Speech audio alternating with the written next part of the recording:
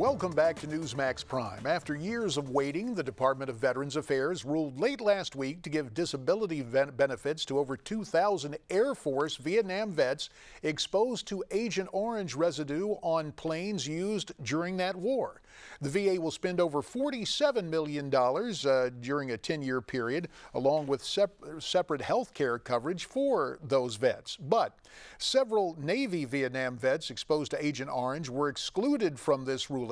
The VA claims because the sailors were stationed offshore, they were not directly exposed. Let's talk about this now with Commander J.B. Wells, attorney at law and executive director for Military-Veterans Advocacy, Inc. He Skypes in from Louisiana. JB, it is great to have you here on Newsmax Prime.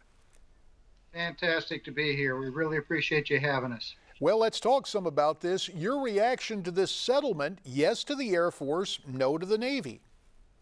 Well, first of all, we're very happy that our Air Force brothers and sisters are now being covered.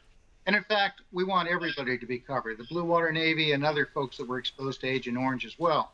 But what we're looking at here is 174,000 Navy vets that served on ships in the bays, the harbors, and the territorial seas of Vietnam.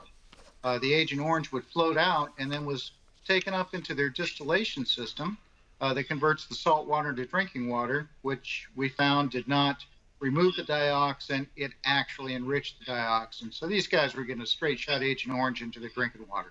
So you just mentioned a huge number of naval personnel, 174,000. Are you concerned that many were directly exposed to Agent Orange, or it had some contact with it?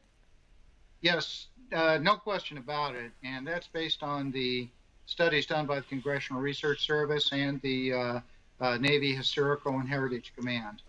There were about I think it was about 1.2 million sailors on active duty during the Vietnam War. About 229,000 of them were in Southeast Asia, but 174,000 were actually in the bays and the harbors and the territorial seas. Now, one of the things I was just going to ask, with that huge number, is that the reason the VA did not accept any type of settlement with the Navy or the former naval personnel, as they did with that comparatively small number of Air Force pilots? Well, that's a good question. Up until 2002, our people were actually covered.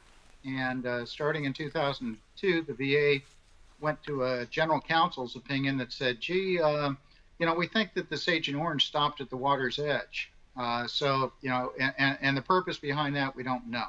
The VA won't tell us. But since then, our folks have been cut off. So what we're actually trying to do is restore the eligibility for the benefits. And we are making some progress. You may have remembered a case I was on here talking about a couple of months ago called Gray versus McDonald, in which the Court of Appeals for Veterans Claims came out and told the VA that their definitions, which excluded the bays and the harbors and the presumption of exposure, was basically out to lunch.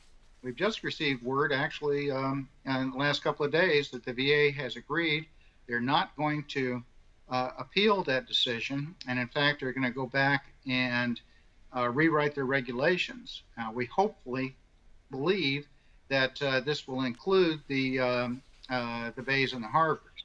Another new development that has just come down, came down yesterday as a matter of fact, is the Deputy Secretary of the VA, Sloan Gibson, has agreed to meet with me on July the 6th so we can lay out this entire Blue Water Navy situation. And that's what I want to ask you about. When you sit down with the Deputy Secretary, obviously, JB, as a good attorney, you don't want to negotiate in public. So let me ask the question this way, with about a minute and a half left. What do you hope comes out of the meeting? What will you try to be stressing to Sloan Gibson in that meeting? The application of common sense, which unfortunately is something the Navy or the VA has not been very good at. We want to show them how this Agent Orange got out there, show them the scientific studies, and have them start looking at what shipboard life was all about, what the Navy is all about, and how this Agent Orange just permeated throughout the entire ship. Because, it's not just the drinking water. Mail bags that were staged in Da Nang Harbor, for example, were sprayed with Agent Orange. Aircraft doing close air support would fly through clouds of Agent Orange, then go back to the carriers and be washed down. The Agent Orange was all over the fleet. And one of the problems that we found is a lot of people making these decisions have no concept of what shipboard life is like and no concept about how the Navy operates. Well, JB, here is what we're going to ask. After you sit down with Deputy Secretary Sloan Gibson at the VA, would you come back and visit with us? Because I know a whole lot of people watching us would be very interested in that update. We would welcome you back for that, okay? We certainly will. And thank you again so much for having us. And thank you very much, J.B. Wells, Attorney at Law and Executive Director for Military-Veterans Advocacy, Inc. You heard what J.B. had to say. Do you agree or disagree? You can email me. You can also use Facebook, Twitter, or the website newsmaxtv.com/comments. We'll be right back.